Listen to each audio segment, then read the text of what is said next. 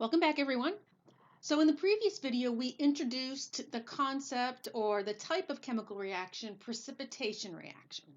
And we said that in a precipitation reaction, you have two ionic compounds that react, and one of the products is a solid or a precipitate. And so since one of the products in a precipitation reaction is a solid, we had to talk about the terms of solubility. And so we talked about the three types of scenarios that you would encounter when dealing with an ionic compound in water. If you have an ionic compound that is soluble, and that ionic compound just has monoatomic ions like NaCl, then you would get a scenario where those ions would disassociate. That means completely break apart into their cations and anions in solution. So you would get a scenario like this, where you would have your cations and your anions be separate. This would be if you have a species that is soluble. If you have a species that's soluble that contains polyatomic ions, like in this case silver nitrate, those polyatomic ions, when they dissolve as intact species. So, for example, when polyatomics break apart, they do not break apart into their nitrogen and oxygen atoms. They stay together, but they completely dissociate from their positively charged metal. So in both of these scenarios, the first and the second beaker, both of these are species that are aqueous, AQ. And both of those species would also be called strong electrolytes. Electrolytes are molecules that completely break apart into their cations and anions when dissolved in water. And we said that ionic compounds that are soluble, for example, NaCl and AgNO3, as well as strong acids and strong bases, those are all strong electrolytes. Third and final scenario, if you have an ionic compound that is not soluble, does not break apart into its cations and anions when in water, then we say that that molecule, that species, is insoluble. And the species that are insoluble have the state of S, which does not mean soluble, it means solid. So that's where we left the last video. So now we need to determine, okay, we know about things, that we know how to determine if, we know how to write if something is aqueous, if something is a solid. How do we determine if a species is soluble or insoluble? That's where this table comes into play, which is very handy. I should really have a star by it.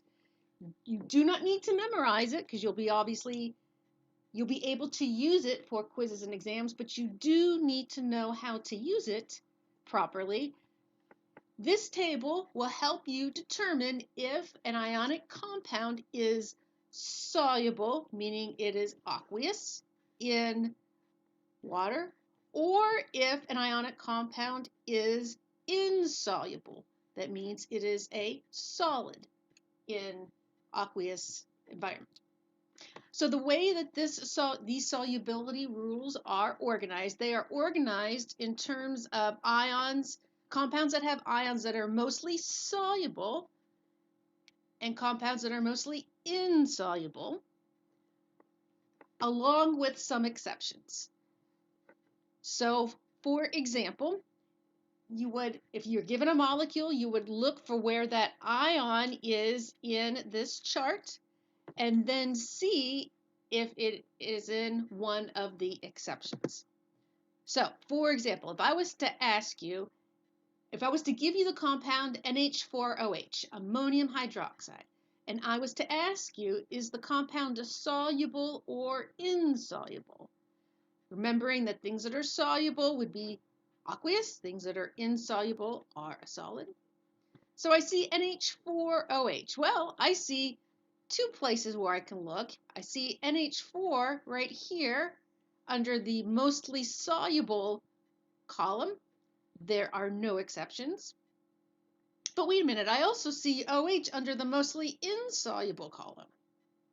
But when I travel over here, I see an exception that says when either of these ions, OH or sulfur, pairs with da da da da da, oh, NH4, that's an exception. The compound is soluble. So I could tell from either looking at the NH4 data up here or from the OH data that NH4OH is soluble, so it would have a state of AQ. Zinc hydroxide. Well, I don't see any zinc listed here, but oh, I see hydroxide. I'm going to try under the mostly insoluble column. I'm going to travel over here to read about my exceptions. I don't see any exceptions here with regards to zinc. So that means my zinc hydroxide must be insoluble. So the state would be S for solid. Barium sulfate, SO4. Oh, I don't see a barium, but I see SO4 over here under mostly soluble.